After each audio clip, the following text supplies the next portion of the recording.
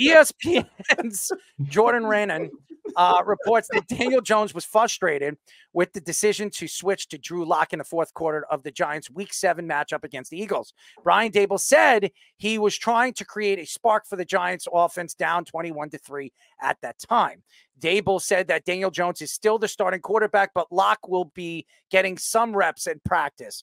Jones was 14 for 21 passing for 99 yards and sacked 7 times in the Giants' first game without Andrew Thomas. Jones said he took responsibility for the Giants not being able to get an offensive momentum against the struggling Eagles defense. The Giants lost 28-3 to the Eagles in the same game where Saquon Barkley rushed for 176 yards and a touchdown. The Giants fans were booing Saquon throughout the game, and Saquon said he doesn't want to get into any more questions about the New York Giants. Here's what I'm going to say about that. I told you so. I told you, Giant fans, that Saquon Barkley had this marked on his calendar. The Eagles had this marked on their calendar for Saquon Barkley. They love this. They loved what they did to the New York Giants and embarrassed the New York Giants on their own field. They embarrassed them at MetLife. And all I can say about this, and this is what the sale is. The Giants and Joe Schoen were wrong. They were wrong about this guy. They should have given him the money. At least you would have had 2 weapons, Saquon Barkley and Malik Neighbors. At least that would have opened up the field for Malik Neighbors and some of the other garbage that they have on the field. Robinson, okay. Darius Slayton, are you going to compare him to Odell Beckham? Stop it with this crap. Giant fans, stop this crap. They're garbage. This team is garbage. Now, as far as Daniel Jones is concerned, I know a lot of Giant fans can't stand the guy. That's fine. Is he dating Kay? I don't know. All right. And if he is, good for him. I hope he's having a good time in many different ways in his bedroom. But right now, it doesn't matter who he's sleeping with. It doesn't matter who he's throwing to because there's nobody open because the offensive line is giving him no time to get the ball out of his goddamn hands. Okay. And here's another thing for Mara. It's about time to really make a decision on Joe Schoen, okay? Joe Schoen did this team and this organization wrong. Everybody keeps talking about this offensive line and how well it's played. Andrew Thomas is gone, okay? He's gone, all right? So now you're going to figure out who's going to fill in for that position. And you drafted Evan friggin' Neal 2 years ago in the top 10. You could have brought in Cross. You could have brought in anybody else. You decided to go with Evan Neal because Brian Daboll is the butt buddy of Nick Saban. That's the truth, ladies and gentlemen. Whatever they're doing in this, outside of off the field, that's probably the answer right now. Evan Neal was brought to the New York Giants because of Nick Saban. And Evan Neal has been nothing but a joke. Kevon Thibodeau has been nothing but a joke. This organization has drafted over the last couple of years. Yes, he's hit on some players. There's no question. I mean, you could have been blind to not realize that Malik Neighbors was going to be a star. I mean, come on, guys. Anybody would have picked Malik Neighbors. Any one of those wide receivers are going to be pretty good when they figure things out. Malik Neighbors is just faster than most of them, okay, in many different ways. Speedy, you know all about fast in many different ways, right? Well, anyways, I would think right now, if you're a Giants fan, you would have to worry about not the quarterback play because guess what? In a year, after this year, you can opt out of Daniel Jones's contract. You don't need to bring Daniel Jones back. You really don't. Daniel Jones could be gone after this year, and it wouldn't even matter. But who are you going to fill into that position? You're going to do what the Cowboys did and bring in Trey Lance? Is that what you're going to do? And overpay a backup quarterback? Drew Lock sucks, okay? Drew Lock was drafted by the Broncos. Why did the Broncos not keep him? He stinks. You had Tyrod Taylor. You let him go to the Jets, okay? This is an organization that doesn't know what the F they're doing either. For all those people that said the Mara and the Tisch family, they're what do they call them? The royalty of the NFL with the Rooney family. The only royal they have is their jokers. They're the jokers of the NFL because royalty is not in the saying for the Giants organization anymore. There's no more Taylor there. There's no more Bill Belichick or Parcells. You got A guy named Brian Daboll, who sits there, he turns red. He lost a lot of weight, by the way. How many shots is he getting in his ass? I don't know. But anyways, what I do know right now with this organization is Washington, even with Jaden Daniels going down, he'll be back soon. Washington's a better team. The Eagles are a better team. And even the frigging Cowboys are a better team than this organization. And where do they go in the offseason? Andrew Thomas, as good as he is, guy can't stay healthy. Okay? He can't stay healthy.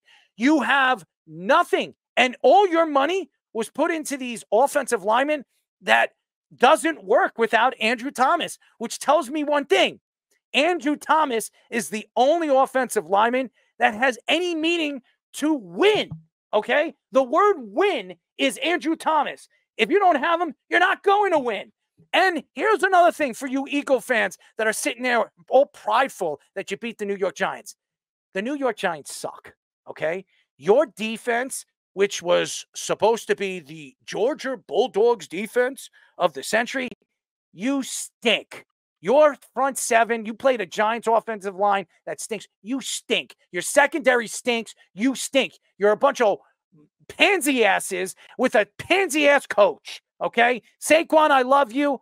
I want to see you run over every single person. You deserve all the respect that you deserve. You are one of the best running backs in the league, and the Giants should have treated you that way. That's all I'm going to say about the Giants. Shame on the Giants watching. And by the way, Joe Schoen, shame on you for not giving this guy and embarrassing that guy on Hard Knocks, because that wasn't about the Giants. That was about Joe Schoen and his friggin' stupid family. I'm sorry. Not the family. I'm sorry. I'm going to take that back. Stupid family. I don't know their family in a hole in a wall. But how stupid can you be asking your kids who to draft? I mean, seriously. Yeah, and you would think after Hard Knocks, that whole thing came out about 2 months ago, that the Giants would try to make it more low-key with this whole quarterback situation, because we know this passing game is not going to have a high volume anyway. But now to say that Daniel Jones and Brian Daboll are getting frustrated with each other for taking him out of a 21-3 blowout loss, okay, you're not going to take much of it. Why aren't you saying, all right, maybe he has 7 sacks, and say, we didn't want to get him hurt, we're going to put Drew Lock in the game, because Daniel Jones is about a year removed from an ACL injury that he suffered against the Raiders, and he's had other injury issues in his career. Why are you not saying that?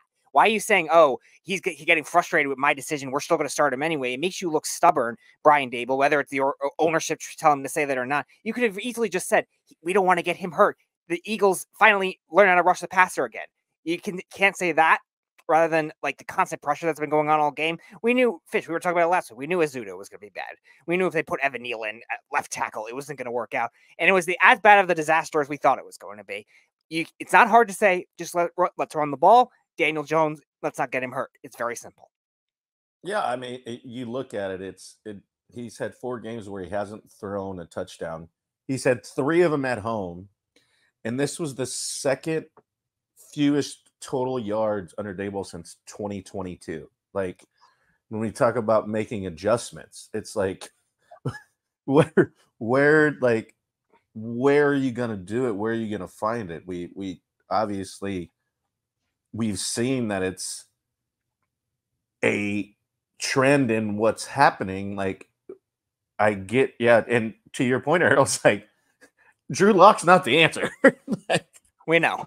My son's a huge Broncos fan, and he was like, Dad, I don't know about this one. That makes the Russell Wilson trade even more. He was supposed to be the promising throw-in in that trade, and Seattle knew to get rid of him and start the great Geno Smith. Right. And so it's just, when you see these numbers and you see everything that's happening, it's like what we talked about earlier with the Jets as well. It's like, where you got to make an adjustment if you're seeing what's happening. And yeah, they ran all over him, and yeah, Saquon messed up my fantasy week, damn it. But it's just like, you've had 4 games, and he came out in his press conference today and said he's starting week 8. He gives us the best chance to win. But what does that really mean? Like, where is that coming from? Or are you just saying that to keep face, or what are you doing? And I think with just, and obviously numbers don't lie, and we're seeing what they are. And I mean, that's a tough pill to swallow sometimes, but then to come out and, I respect the fact that, he came out in his press conference today and was just like, yeah, he's our best chance to win. But still, is that just CYA covering your you know what, or is it yeah, he is the best chance and we want to make sure he remains confident in what he does? I don't know that answer. Yeah. So, guys, we talked about this the day the trade happened. I made a bet that I thought I was going to win a lot of money on because I said 150 yards parlayed with Saquon getting 2 TDs against the Giants in this game. And of course, they do the stupid goddamn tush push instead of getting me that second touchdown. And I would have made 10-1 on that freaking bet. So he beats, I get burned no matter what I do with this guy. I got 3 of his jerseys I can't wear that I love. One of them signed. By the way, You know, I ordered an Eagles Saquon jersey. By the way, Of course you did. I did. I had to do it. I had to do it. What? You guys are looking at me. I like the Eagles. You know it's my second. I just threw up in my mouth, so I appreciate it. Well, you will throw up when you see me wearing it on the show. Fisher, we need all your Saquon pettiness graphics coming back whenever Errol does that. Oh, don't worry. There's plenty of petty graphics. You know I'm good for it. The thing that doesn't make any sense about Daniel Jones and why people keep wanting to keep him in there is, look, can he be competent if everything is perfect around him with a good offensive line? Yes, he can. And that is the standard of being at least in the realm of being a rostered quarterback in the NFL. However, when you lose Andrew Thomas, you're seeing the same Daniel Jones we saw last year when everything is sped up on him, or he doesn't speed up and he just stands there and doesn't move around in the pocket and is the easiest target to get sacked by a middling at best defensive line that the Eagles have. I would say they're below average outside of Jalen Carter. They suck so badly. They made this Eagles defense look great. Hurts doesn't play that. Hurts has had a bad season. He's not that great. He's not that accurate. It's not really working because I think their coach is an idiot, and I'm glad that they're not going to go anywhere this year. But they still humiliated the Giants again. The Giants gave no effort. Tay Banks, there's a play you can watch, and I wish I had a highlight of it. I don't have it. Sorry about that. Where he makes a business decision and decides not to go for the tackle on Hurts running up the sideline. Just showing you how they're quitting on the team and quitting on the coach. Maybe not completely, but the signs are already there for the collapse. This is the worst case scenario for the Giants. If Andrew Thomas was healthy, maybe Jones can do it. But he does, even when he has a pocket, he doesn't have an accurate deep ball. He doesn't push it downfield. You know, when he was a rookie, his deep ball was probably the best part of his game, and he's completely lost it because his mechanics are so shot from getting hit so quickly over the years that even when they have the good mechanics, he's gone. So to me, he's just another David Carr. That's a prospect that was highly touted, that may have had a chance to be good if he was put in a good situation. But guess what? He didn't, and now he stinks, and he needs to go. All right. He's 1 in 10 prime time in his career. So we have another Giant fan. We have another Giant fan. And obviously, Scoops, I always want to bring him in when he knows his Giants. Your thoughts to the whole Daniel Jones situation with Daboll and his excuses after the game? Yeah, no, the fact to jumpstart a 21-3 game makes no sense. I mean, if Jones had stayed in, I still thought they were going to lose, you know, the guy that they paid $40 million a year for. But then you throw in Drew Lock, like, that doesn't make any sense. So, I mean, honestly, looking at this team, we always talked about this during the summer. We talked about this during the summer. Of course, Saquon had this marked on his calendar. As a Giants fan, I had this marked on my calendar too. And I didn't like what I saw, of course, with my beloved Saquon running all over that team. But I loved it. It was my favorite thing to watch. Yeah, of course it was. But except the wind blowing out of Speedy's ass. You know, that was something to watch. Right, look, Speedy? No. Duh. I wouldn't want to watch that. What, wind coming out of your ass? No.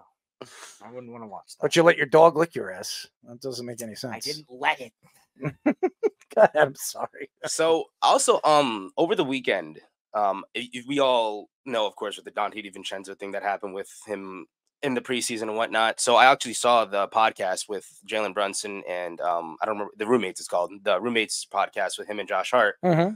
And basically, you know, Josh Hart being a guy that's been traded for so many from 2 different teams now on the Knicks, he was even like in a way kind of sympathizing with DiVincenzo, saying like, I kind of understand why things got heated at the moment, and they still talk to each other. Of course, they were still good friends, but him saying that things got heated because, of course, whenever you play a team that traded you, it's always going to be personal for you. I mean, that's obvious. That's without a doubt. So of course Saquon had a chip on his shoulder going in. I mean, we always said it. We said it from day one. Like Fish said, we said it from the day that the trade happened. The Giants disrespected Saquon with this, and now I think this game has officially put Joe Schoen on the hot seat. I wouldn't say Daboll as much, but Joe Schoen is definitely sitting there on the hot seat. If Joe Schoen, and I'm going to say this, if Joe Schoen gets fired, Daboll's going to get fired. There's no way they keep Brian Daboll, because you bring in a new GM, then you have to start all over, and the GM wants to bring his own guy in. That's what always happens. There's no way they keep Brian Daboll. And Daboll's lost this team. If you guys haven't seen it, he's lost this team. If your quarterback doesn't trust you, he's your leader. Your quarterback's your leader. If your leader doesn't trust you, what do you think the team is saying behind his back? He lost his coaching staff last year. Wink Martindale is no longer a part of that organization. He's coaching in college right now because he didn't want to be, and that's Brian Daboll's friend. They were friends. He hired Wink Martindale, and he decided to flee and go coach college football. What does that tell you about your coach? It tells me he's lost the team. He's lost the staff. No, I'm sorry. I was just going to say, and something that Speedy said earlier, too, that made sense, too. With the whole decision to jumpstart the 21-3, even if that's what you said in your head, you have to know as the head coach, so that you don't lose the team, like you just said, Earl. You have to know as the head coach, this isn't something that you just come up to the press and say, especially with how angry your quarterback was compared to like what you just did in the game. That's not something that you say. You have to show competency, and that's furthermore showing that he's losing this team. So that whole thing, it just has a whole bunch of red marks all over it. Jobber, it's so easy to say, like, just we wanted to keep him healthy. Like, don't get him hit anymore because he's been sacked 7 times. Come on, you really didn't tell me that Drew Lock was your answer for that. I don't think I can't even remember the last touchdown pass Drew Lock even threw. Hey, that one miracle comeback on the Chargers. Oh, hold on one second. He was throwing the ball in the offseason to his wife. So maybe that was the last touchdown he threw, but I don't think you're going to see that in the NFL anytime soon, that he's going to be throwing a touchdown. And if he is, the only reason why is Daniel Jones goes down and teams are going to say, "Ole, throw the ball down the field." That's the only way it's going to work. But Jabba, you've been on a team that obviously has, had mistreated you, didn't treat you right, put you in a bad situation to fail, even though they should have put you in the best position to succeed. That's what an organization's trying to do when you have a phenomenal player at his position. What if you were Daniel Jones? How would that have made you feel, the way the organization has been brushing everything to the side on the talent that they put around you, and then obviously putting you in a position to fail? I think you got to look at it twofold, where it comes to the aspect of, all right, are you putting me in the best opportunity to succeed, or are you doing what's making everybody happy? And obviously communication is key. Input is key. You're obviously paying him a lot of money. Mm-hmm. So he's got to have some input on what is happening. And I mean, yeah, you get sacked 7 times. It's like, okay, well, how about we pay somebody to protect my butt so I'm not out here getting thrown around. Oh, they tried that, and it was Nate Solder, and it didn't work. Yeah, that definitely didn't work, obviously. But also at the same time, I think too, where when it comes down to like feeling like you're mistreated, and there's a human aspect that comes into that, right? And it's like, well, if you don't have my back, why do I have yours? And obviously you're not going to give up on your teammates. You're not going to do that.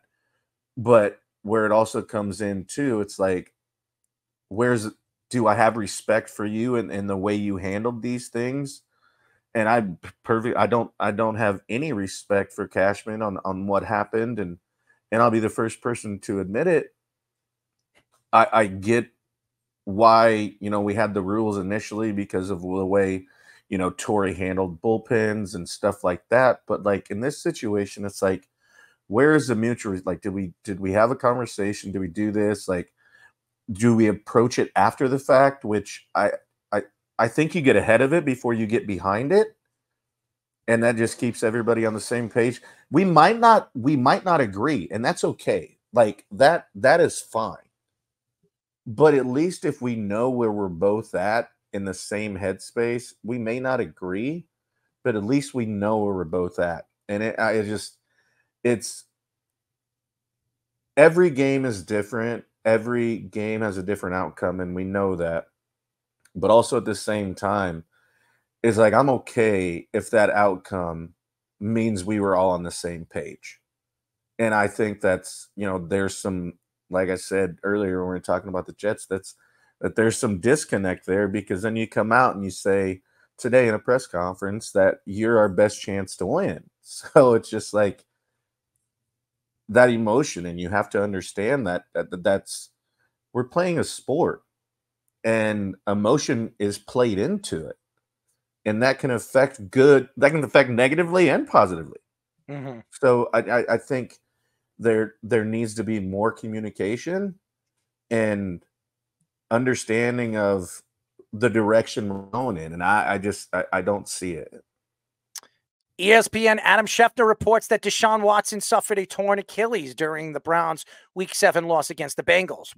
Watson suffered a non-contact injury in his right leg in the second quarter of the game, and it is the second non-contact leg injury of his career. Several Brown fans were booing Watson during the injury, leading to a lot of controversy.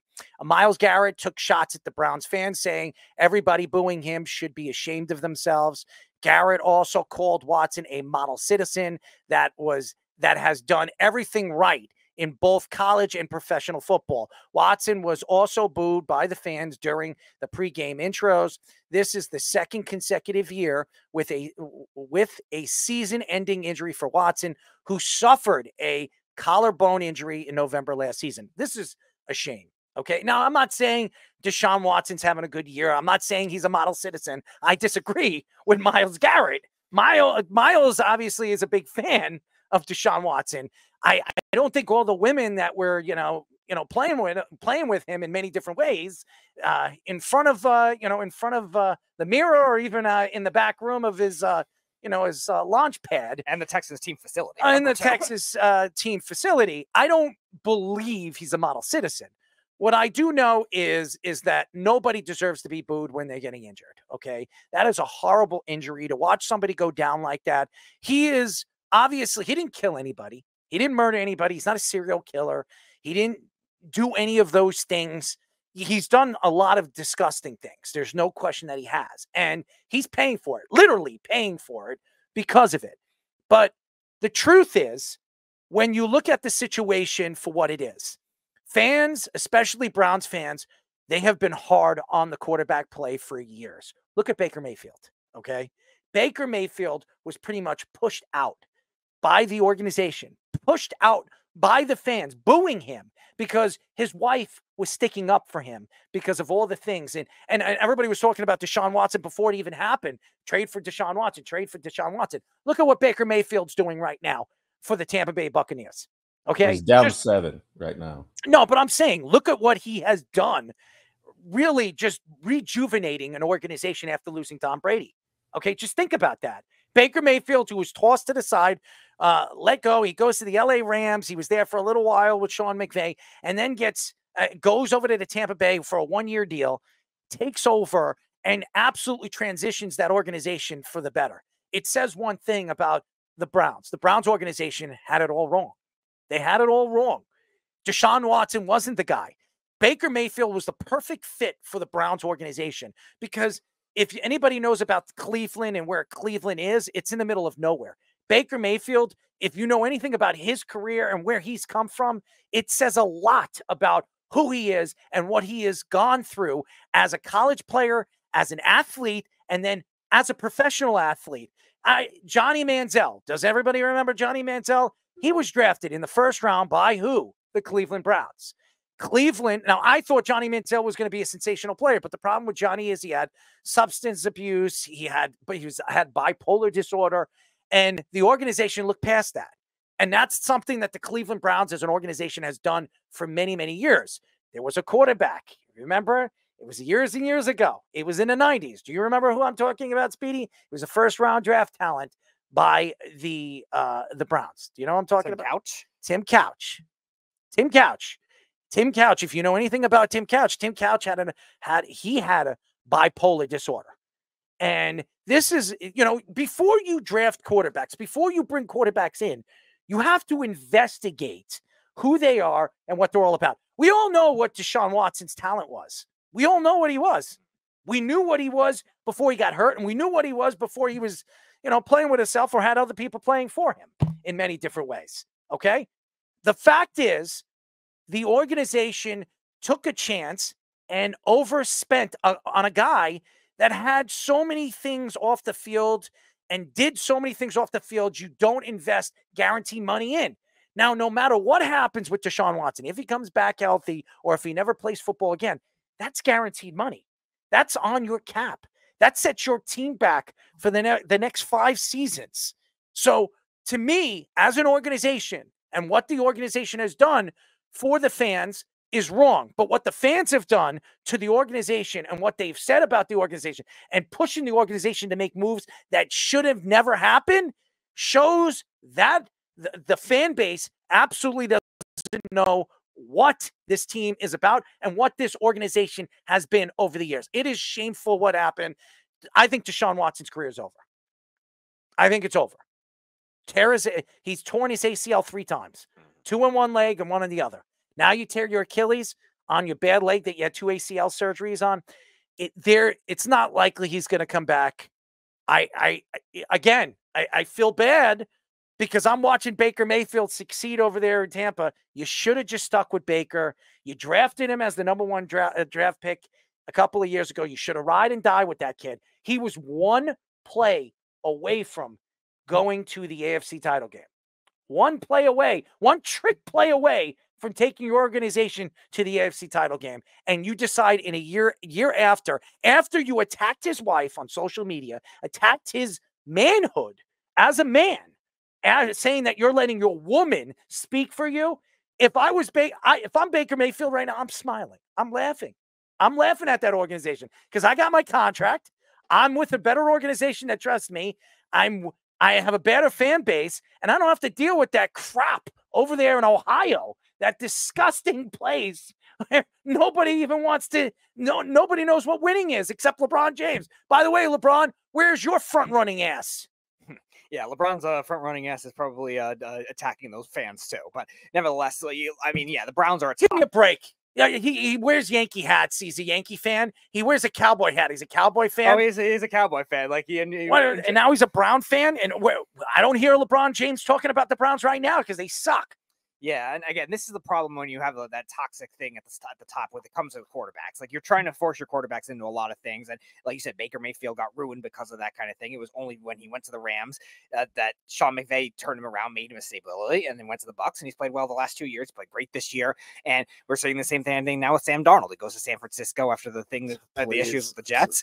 He plays as a backup over there, sat behind Brock Purdy, and now he's playing well in Minnesota. But the big issue is just the Browns not being able to handle things right on the ownership going back. They've had good development of certain prospects. They've had good coaching. I don't think Stefanski's the biggest problem that a lot of these people are He's a great coach. He'll get a job. So. He'll get a job if he gets fired at the end of the year. I think it's a lot when you have to deal with all the adversity that you've dealt with the Browns. These A-grade personalities, and we talked about it before with the Jets. You get a great team on paper. It doesn't mean it's going to work in that kind of thing. But the fact that Deshaun Watson popped his ACL, yeah, I think his Achilles, his career is definitely over. That looked like a very gruesome thing. As far as the booing, yeah, you're going to have those kinds of things. They're going to be mixed. I don't mind the booing in the pregame. He struggled all year. He's been one of the worst statistical quarterbacks we've ever seen. But at the same time, booing with the injury might be a little extreme when you have the whole rest of the game to boo him. As far as Myles Garrett, though, that comment I will say is ridiculous because you could defend your teammate. You could say, all right, he's a good guy for our locker room. He's a good guy for our team culture. I like him off the field. You don't have to go far as say model citizen, though. That's a bit extreme. That's ridiculous. Well, it's not somebody that you're going to look at and say, all right, I'm going to be a model leader for this organization for everything that he's done off the field, everything he did off the field with the Texans too. And the Texans ownership wasn't the greatest either. And I think they've been better since then, but still the same model citizen. Look, this is the same guy that swung his helmet at Mason Rudolph. This is the same guy that had anger management issues in college. I'm not really sure if Myles Garrett should be the one to be speaking either. And you're a fan favorite, Myles, but you're going to be losing a lot of that fan base very quickly too. And you're going to be starting to be the one booed as good as you are. Yeah, I mean, I think there's Drink there's the water, Speedy, please. there's Drink the water. I gave there's you a a whole bottle of water. there's a lot of layers to this, and it's just like he probably could have worded it a little different.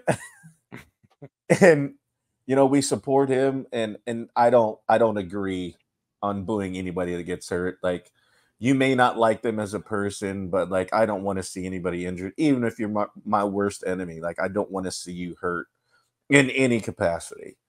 And I think that it just probably could have been worded a little better. And also, to your point, I mean, you've had 4 surgeries that are very impactful on your career, and coming back, I don't know how healthy you'll be, or to the production that you will have if you ever come back. I don't know, and you just never know that. But it sucks. Like, it's hard to watch. Those are one of those ones when you just see them like take off, and it just like you're just like, oh Disgusting. Oh, no. it's so disgusting. And you're like, oh, that's not good. And I've known a couple people that have blown their Achilles, and they're like, it is one of the most painful things I've ever been through. So you know what, at the end of the day, it's like, you don't have to like him as a person, but I don't want anybody ever to wish ill will on anybody. Yeah, boo him. Like Speedy said, statistically, yeah. All If the we're rest not, of the game, boo him. You could. I don't find if we're not good and you boo me, 100%, I know I suck. I know I'm not doing great. Like, I'm not taking that. But at the end of the day, like, when it happens in an injury aspect, it just hits a little different. And you don't have to like me as a person. He's made plenty of mistakes playing with it and having somebody else play with it. But Speedy, we should hook you up with him. No, never. What would you grab first, the balls or I'm not shaft? making physical contact with DeShaun Watson. I wasn't pulling anything. I wasn't pulling anything. But yeah, it's something. We'll see what happens. Like, and we've obviously seen injuries that people have been like, oh, maybe he's not going to come back. I mean, we obviously dealing with Tua right now, and he said he's not going to wear the Guardian helmet when he comes back, and so on and so forth. So it's just like, it's one of those things where you hope for the best, and at the end of the day, that they're safe and making the right decision that is best for them and their family. And I mean, that's really all you can do. And I feel bad for Kevin Stefanski, because this guy won Coach of the Year last year. Right. This guy has been one of the better offensive minds in the NFL for the last 5 seasons. I know everybody doesn't want to hear it. Everybody wants to say, well, if he's such a good offensive mind, why couldn't he stand up for Baker Mayfield and keep Baker Mayfield there? DeShaun Watson on paper at the time was the better quarterback. Now, as an organization, you should have investigated the situation for what it was. There were some inside sources saying for the last 2 years that something was going on, that the Texans were brushing it under the rug. Now, if you were a smart organization like the Pittsburgh Steelers, like other organizations, even the New England Patriots were a smart organization on some of the things, and the Aaron Hernandez thing was not good, but they took a chance with Aaron Hernandez because of his talents. The good teams and the good coaches understand what the gripe is and how you can control these guys and how you put the team in the best position to succeed. And DeShaun Watson was definitely a guy that was on that list of players that were going to be available. But the situation for what it is right now, everybody said that Kevin Stefanski wanted DeShaun Watson. Yes, I believe that to be true. People make mistakes. Look at the Jets. Look at the organization and how many quarterbacks they've had. Look at them. You just mentioned it. Darnold's over there in Minnesota. He's up for an MVP this year. Geno Smith, he's in Seattle. He was up for an MVP 2 years ago. I mean, quarterbacks are just not a place for development for the New York Jets. The same thing with the Browns. They don't know how to develop quarterbacks. And look, Baker Mayfield went to Sean McVay. 1 year with Sean McVay. He goes over there, Todd Bowles, who doesn't know his ass from his tailbone when it comes to, figuring out the offensive side of the ball. They bring in an offensive coordinator there, Canales, who's right there with the Carolina Panthers now. And they figured it out. He figured out how to play quarterback in the NFL. Baker is one of the top 7 quarterbacks right now in all of football. And that you have to give that kid a lot of credit for all the boos and all the hatred and all the crap that he heard over there in Cleveland, Ohio. This guy is being the model citizen the Tampa Bay Buccaneers have been looking for since Tom Brady. That's a model citizen, Myles Garrett, not DeShaun Watson. Yeah. He is. Crazy. It's crazy. Baker Mayfield, they could have just kept him. And then they would be a playoff team every year because their coach is fantastic. Flacco gave them 10 times as much than what DeShaun Watson gave him this year. And look, if he's a mobile quarterback that can improvise and make plays on the run, and you take away his legs, and now it looks like they're gone for good with the Achilles, he's nothing. And he's not going to be worth a dime, except they have to pay like a $90 million cap charge next year for him. It's 90. We're worried about Daniel Jones at 40. Can you imagine 90? They're going to just have, like it's going to be like the movie Major League where they're getting guys from California Penal to play for them over there.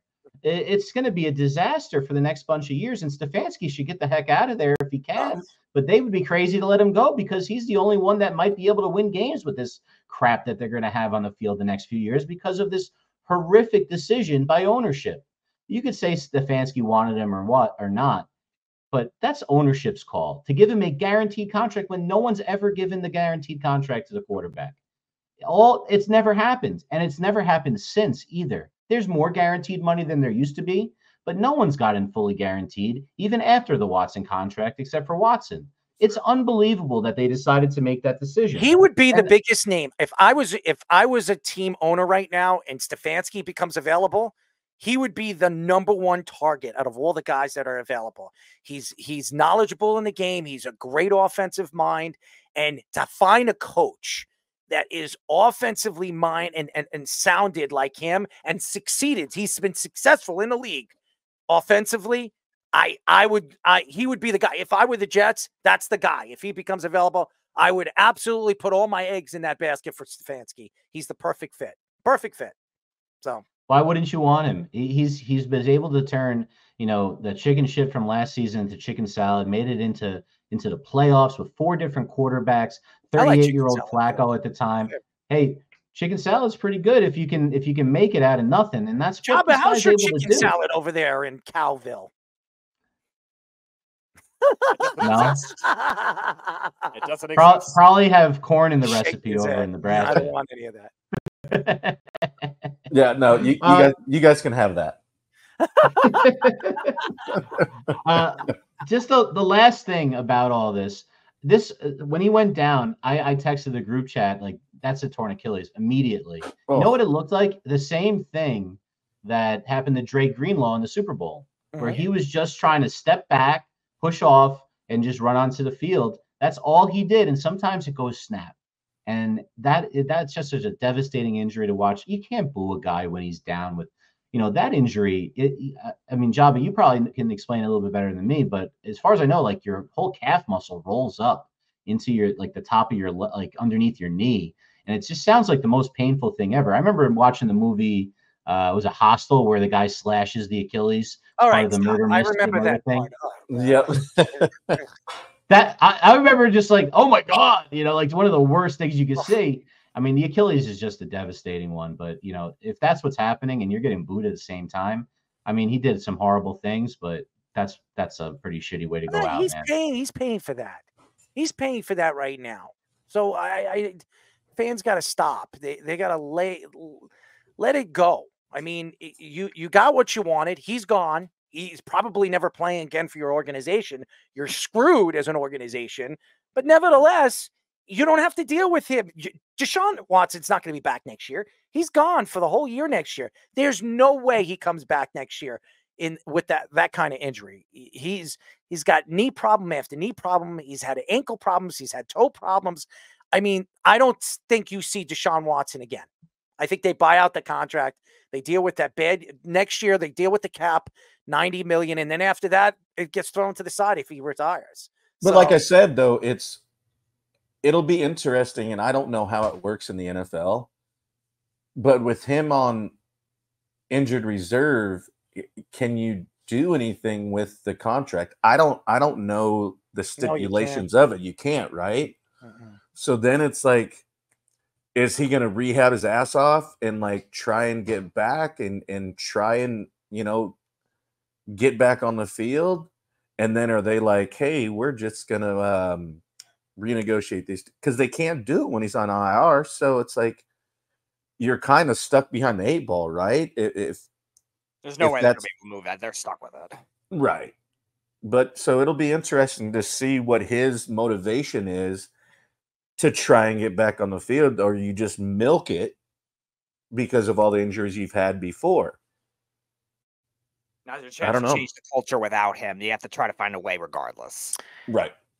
NFL insider Jordan Schultz reports that Brandon Aiyuk suffered a season-ending ACL in Week 7 versus the Chiefs. Aiyuk left the game towards the end of the first half after being hit by the Chiefs cornerback Trent McDuffie.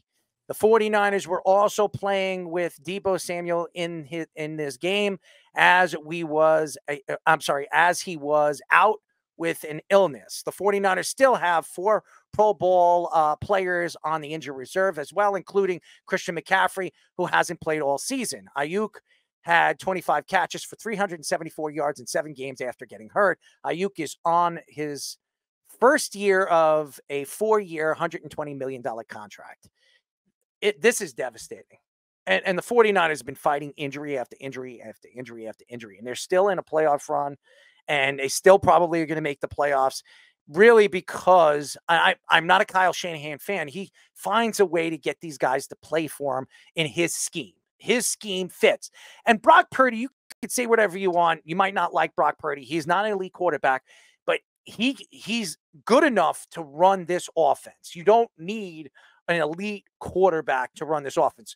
Ask Jimmy Garoppolo. Is he elite? He's not even playing. I don't even know where he's playing right now. If he's the Rams backup. Yeah, he's never going to be a like starter. The third, I think. Yeah. Stetson Bennett's in front of him, I believe. Right. There's you look at the situation for what it is. They're still going to find a way to win. And when Deebo Samuel does come back, and he's at 100%, hopefully soon, they still have a massive weapon. They also have a kid that they drafted in Pearsall, who I think is going to be now added to this offense, a guy that can be used in many different ways. You could put him in the slot. He's also he's got speed on the outside. After getting shot early before the season started, we haven't seen a lot of him. But now Nick, right? It's Nick. I'm sorry, Ricky Pearsall. Ricky Pearsall, who was drafted in the first round. They moved up to get him. I think Ricky is going to play a big factor in this offense moving forward. The thing is that this defense, with the injuries that they have, Nick Bosa has not been 100% healthy all season long. They're really starting. They're starting to try to figure out how this team is going to stay afloat until these guys come back. I still think they're the best team in the division. The Rams have a tremendous amount of injuries. Cooper Kupp still hasn't come back when he was supposed to come back this week. We haven't seen Puka Nacua. So this team is probably still the best team in the division. The fact that Seattle is still up there is because Seattle's defense is putrid in the secondary. They're not very good as far as I'm concerned, but they're getting enough. They're getting enough from the quarterback play in the offense with DK Metcalf and some of the players that they have over there, where they're still staying on the top of that division. The problem right now for San Francisco is getting healthy at the right time. Last year, this is the same thing that happened, and they need Christian McCaffrey. If Christian McCaffrey comes back, that's all you need. He changes everything offensively for the team. And I think it'll open up the field for the other guys, even guys like Ricky Pearsall and guys like Deebo Samuel. But guess what? Look at what Deebo Samuel, when Deebo Samuel is in the lineup, this team, I think last year had, I think they lost 1 or 2 games when he was in the lineup. I think the most important thing right now is getting Christian McCaffrey back, but getting Deebo Samuel in this offense and using him the way you use him, and that's in the running game and the offensive side of the ball, and sticking him in the slot where he is just such a mismatch in many different ways. So I'm not worried about San Francisco. I think they'll get healthy. They're going to squeak into the playoffs this year. They're still as dangerous as any team in the NFC. Yeah, I think because of the fact that their division has been up and down with injuries as well, like it gives them a little leeway to be more cautious with these guys, with Christian McCaffrey. Now, Scoop said before in the Sports Minute that he says they expect him back by week 10, which is interesting to think. But at the same time, like you have to be very careful with him. Like your team is 3-4, Seattle's 4-3, but they're very mediocre 4-3. I don't think anyone's expecting them to like say, oh, they're a powerhouse. They beat the Broncos, they beat the Patriots. Like these aren't exactly like powerhouse teams. They finally took down a good team with Atlanta, but for 49ers now. Are they good? Yeah. Even so, like we even have questions with that. That's the point. You're fighting for, you're going to be the 3 or 4 seed in the NFC if you win the division anyway. You're not going to top the NFC North, whoever comes out of that. And Tampa, the way they're playing too, we were just talking about it. Like they're probably not going to chase them. But going back to Aiyuk, we were talking about it all offseason with how much value he brings when he's not being thrown the ball too. Great route runner, great versatile guy that blocks very well. Fish, you discussed his blocking a lot during this offseason. Like he's still very valuable to that scheme. And the route running especially, is he can have that same level of a route tree, having to make those kinds of cuts when he's coming back from a torn ACL. That's the thing that's going to be very concerning going into next season. But short term, I agree with you, Errol. I'm not that worried. No, and I think too, it's like you look and they're expecting CMC to be back week 10. I mean, it's like you're adding another player, and we've seen the production from Jordan Mason and seen how, you know, he's become a big part of their offense. And with the weapons that they have, I think with the way the NFC sits that right now with the up and down of it, and then you add a CMC where I feel like you don't have to put necessarily the huge load on him now, because you've seen how beneficial Jordan Mason's been and how productive he's been. I think you can kind of ebb and flow those two where you don't put the whole load on CMC, because as we've seen in his career as well, we knew he's going to get hurt. Like it's just inevitable at this point, and that's just what happens. So I think with the production that Mason has done, and I think it takes a little bit off of CMC, and I think that's maybe a little bit why their front office is kind of like maybe giving CMC a couple more weeks. Right. Is because they've had production, and now they're able to still be in there. And like you said, it'd probably be a 3 or 4 seed, probably. Right. But it's going to be something to where now you have another weapon where now it spreads the field out. Because obviously Kittle and Deebo, just his mismatch, and just the dude's a freak athlete, and the things that he can do and how he manages stuff, and the things that they're able to run and expand the field in so many ways with so many weapons. It's the most versatile offense skill-wise. And remember, they still have Jennings, who was hurt this week. Right. So Jennings has had a really good season. Yep. Really, really good season. So I don't think holding him out with the way the division is shaping up and how it's been up and down and what it is. I think the Seahawks are a soft 4-3. But also at the same time, it's like you don't have a caliber of a CMC coming back and being able to add another dynamic weapon when you still have what Jordan Mason has done in absence of that. So I think it opens up the field even more. And then some of Purdy's throws weren't the best. Like you said, he's not elite, but he's serviceable with the weapons that he has. And I think you bring back another dynamic to that. It just opens up the field even more. Fish, also, can you really not trust a team that lost to the Giants in the Seahawks? No, you can't. But I'll say this. Geno's leading the league in passing yards, and Brock Purdy is second. Jordan Mason is second in rushing yards in the entire league, ahead of Saquon Barkley. That goes to show you that the Shanahan offense will survive no matter what happens to it. Now, what do they lose when they lose Aiyuk? You said it, Speedy. They lose perimeter blocking in the outside run game. He's probably the best in the business blocking on the edge at the receiver position, in my opinion. That's a big, big loss for some of the things that they try to do in the outside zone game. The bigger thing, I believe, though, you got Jennings is a really good receiver. He's coming into his own. Debo is the Swiss Army knife. He can do so much. But what Debo doesn't do is he doesn't have the diverse deep route tree that you got from Aiyuk. Aiyuk, he can convert the routes based on the leverage of the secondary. And that's what people don't like. It's not he's running a post route. He's running a post route. If they play cover, 2, he's going to break it to the middle. If they play, man, he's going to keep running up the seam. It'll convert based on however their thing is. And that takes a lot of trust from the quarterback. And it takes a lot of skill from the receiver to have that kind of experience to expand the field vertically. They lose that now without him. So that is problematic. It's like a couple of chinks in the armor in the Shanahan offense, which, as you know, everyone copies it throughout the league, including McVay. They all copy the Shanahan outside zone offense that came from his father and obviously has been improved over the years with the new football system through Kyle. I mean, he still blows it every time he gets to the Super Bowl. But let's say, this is a really great offense, and they're going to find a way. It's just they're taking so many hits. Can they make it to the playoffs and with all these problems? Because if they can, then guys get healthy. Maybe they can still make a little bit of a run. But guys, their chance was last year is what it looks like right now. And it's not this year. Tommy, your thoughts? Jabba makes a really good point. I mean, just look at how weak the division is. They still do have Jordan Mason, who's, like Fish just mentioned too. Jordan Mason, Jawan Jennings, even Brock Purdy, they're all leading in stats. They're all, I'm sorry, not leading, but they're all top 3 in their statage, for rushing, receiving, and passing. So I think that their offense is pretty solid right now, considering, they're not winning the games that they should be or the games that people expected them to be winning.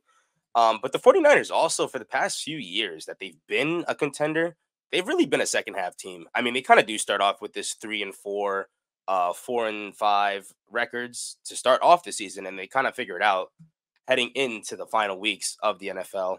November and December football is where they seem to be playing their best, which is when it really matters. I mean, anybody can look at the Seahawks, what they've been doing for the past few seasons. They always have a strong September, strong October, and they play like horrible in November, December. So when the playoff comes around, they're just not really a contender overall. So really, if the 49ers offense does what they've been doing for the second half of the season and they continue to do that, I think that they could be pretty good and a pretty good borderline playoff team. But look at they're just breaking down. They're like, we can't ignore that though. They're breaking down ever since the Super Bowl, really, with Dre Greenlaw going down, with Ricky Pearsall even getting injured, finally getting his first game back in, but then Jawan Jennings get hurt. Debo Samuel is hospitalized. Brandon Ayuk's out for the year now. Christian McCaffrey hasn't even played a single game.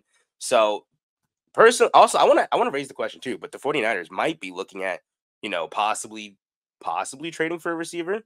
I don't think they need so. I don't think so. Possibly. No. Nah, I don't think they're going to do that. The 49ers are not an organization that does that. I think anybody can be moved into his offense. Kyle, everything you could put Speedy in the offense and you could put him in the flats, and as long as he can catch the ball, it'll work. I mean, it's not. That's what makes Brock Purdy so interesting as a quarterback. Brock Purdy isn't a star quarterback, but he fits the offense. That's why it works. You don't need a star Patrick Mahomes. And by the way, what is Pat doing this year? Pat has been horrible, but they're finding a way to win. Why? Because I've been saying this over and over again. When you have a good coach that understands how to run offense, like Andy Reid, it changes the dynamic, whoever the quarterback is. And again, that goes back to Bill Belichick. Everybody keeps giving Tom Brady all the credit in the world. He's a great quarterback. You need a great coach to be a great quarterback. So, again, Bill Belichick had every reason to that success, as Tom Brady did to that success of those New England Patriot teams. Kyle Shanahan, I like Kyle as a regular season coach. When it comes to the playoffs, for some damn reason, this guy forgets what his strengths were in the regular season. That's running the goddamn ball. He's got a great running game all the time. And for some reason in the playoffs, especially in the Super Bowl, when he gets there, he says, you know what? We're in the lead. I'm going to stop running the ball. It makes no sense. None. But again, you're right. I think that they might look at different areas where they can get better. I just don't see the 49ers digging deep And John Lynch is one of those guys that doesn't really dig deep unless he really needs to for a wide receiver when they have so much depth there, like Ricky Pearsall. Right. Scoops, to answer your question too. I would say, like, I think the only like route running type wide receiver that's going to be remotely available is Cooper Kupp, but there's no way the Rams are going to trade Cooper Kupp to the 49ers. So that's already out of the equation. I think it's more likely they trade for a defensive player. Like Travarius Ward's been hurt for most of the year. They've lost Hufanga. He's on IR. Like maybe a secondary piece, I think is more likely. Speedy, you're forgetting about the most obvious guy who's available for them. He used to lead the New York Giants in receiving yards. Number 86, number 86 in our hearts. Darius Slayton is available at a cheap price. All the 49ers, come on over. Go to the Chiefs. We have to keep the pattern going. Please. We'll be surprised to give Andy Reid signs Kenny Galladay as a tight end at this point to rebirth his career. Where is Kenny Galladay? Is he just like not on a He's a team free right agent. Nobody wants him. Slayton's fast. He can run deep for you. Hey, just give us a, 4th round pick, maybe a 5th. Slayton, he's available, man. It's about all he knows how to do is run deep. No, he knows how to dig deep too.